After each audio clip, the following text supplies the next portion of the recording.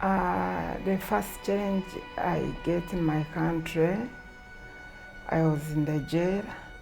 The second one, the guy he shoot me. I have a damage in my body. Thing for being gay is like an abomination. Gay people are worse than pigs or dogs or cats. It was the same statement. I think that constantly brings you a fear. So that's why I decided actually let me run away. More than 30 African countries have anti-gay laws, with some countries going as far as posing the death penalty for same-sex relationships. Homosexuality is found throughout Africa. However, with the law, social norms, and intolerance from the community and family, many gay, lesbian, bisexual, and transgender Africans end up fleeing their home countries to seek refuge in countries that protect gay rights. To lose a mother's life, that is the most painful thing in life. I went to Joburg first.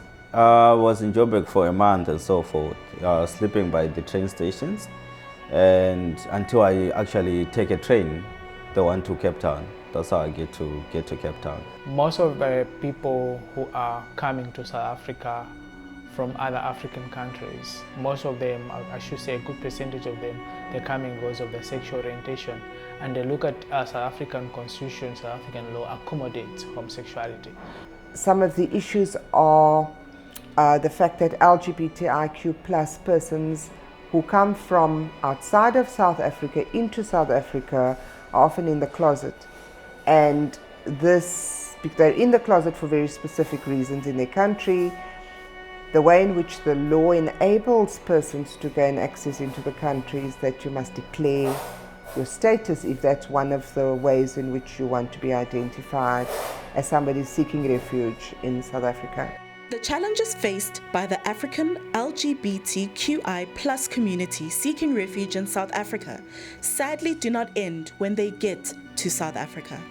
Many people who come into the country in that way haven't processed some of those issues in their own bodies and in their own spaces yet. And when they arrive in the country, they're thrust into that identity and may feel vulnerable, may feel even more vulnerable. When they arrive in South Africa, the South African communities that people end up staying in are not necessarily very comforting, very inclusive. In particular, there's a very high level of xenophobia. We know that from 2008, some of the events that happened there. Even here in Cape Town, I'm not safe, 100% safe, because first, I'm not from here. I'm not speaking language in South Africa, Afrikaans. I don't speak Xhosa. How the people treat me in the community. Sometimes you call me a names. I'm not a woman. Mofi, while I'm around my country, I come to South Africa.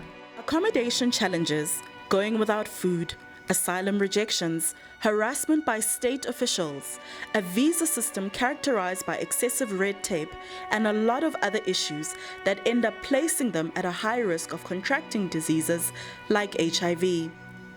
This is because some are forced to sell their bodies as a way to get money to survive as a result of the struggles.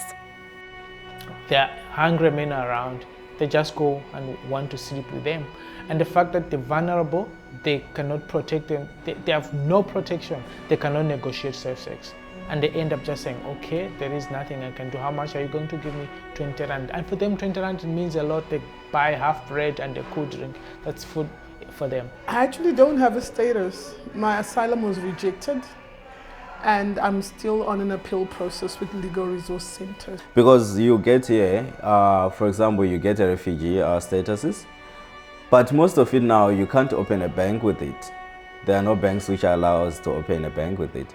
You can't find work with it because they probably give you 3 months. There is no person who want to employ a person who's gonna get, 3 months only.